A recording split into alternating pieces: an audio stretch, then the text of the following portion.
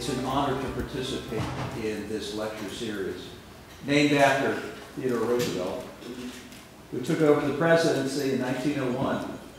He had a desire, I do believe, having read some books about Theodore Roosevelt, to hand down the sense of humanity to the next generation, you know what I mean? The sense of who we are, the air we breathe, the land that we share, our value system. He was big on that legacy that we're handing on to the next generation. And I think that's the one element, the one issue in this election cycle that drives me more than anything else. So you're looking at me and you're thinking, why would somebody be crazy enough to run for president of the United States? I know, I see it in your eyes. I see it in your faces. You know, I go around group to group and they look at me and they hear me out. And they typically say, you know, he sounds pretty sane. He appears to be normal. Why on earth would he be running for the presidency? Let me tell you why I'm running for the presidency. I'm running for the presidency as a father of 7 kids. I've got 3 girls who are on the campaign trail. A couple of them are communication experts. I wish they were here to kind of tell you about their own experiences.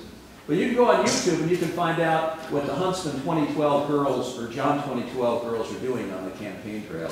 You see, they put up stuff on YouTube and they get 100, 200,000 hits on their stuff. I give a major speech on foreign policy, I get a couple hundred. The world isn't fair when it comes to political communication. So the reason I'm running is because of my concern about your generation, many of you in this audience, and the debt, this cancer called debt, which is metastasizing in this country, that's going to shipwreck your generation if we're not smart enough to do something about it. So when a nation gets so much debt, whether it's 60 or 70 or 80% of your GDP, the economists will tell you, you just don't grow anymore. And when a country just doesn't grow anymore, that then becomes a national security issue. That's just not a debt issue, that's a national security issue, because it impacts your overall level of competitiveness.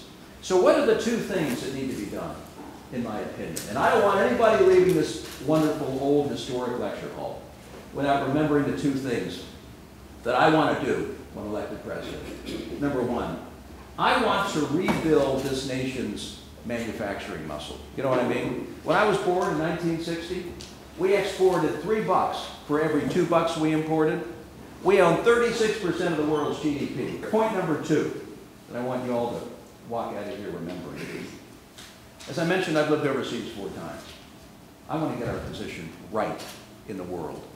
We have a little bit of the overhang from the Cold War era, you know what I mean? For those of you who have studied diplomatic history or foreign policy. Yes, ma'am. Someone named you as a dark horse for the race. How do you view your position?